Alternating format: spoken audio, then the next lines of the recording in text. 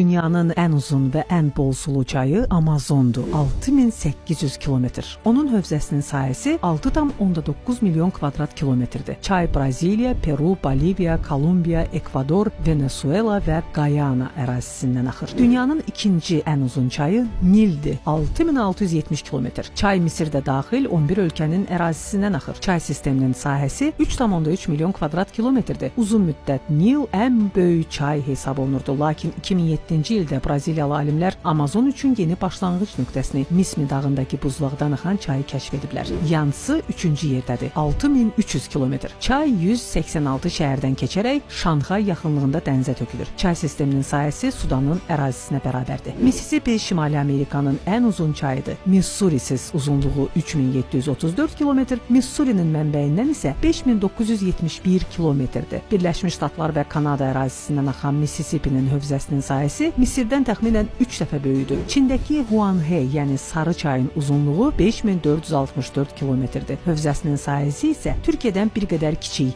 750 min kvadrat kilometrdir. Sarı suyun güclü axını səbəbindən çayın töküldüyü dənizə də Sarı dəniz deyilir.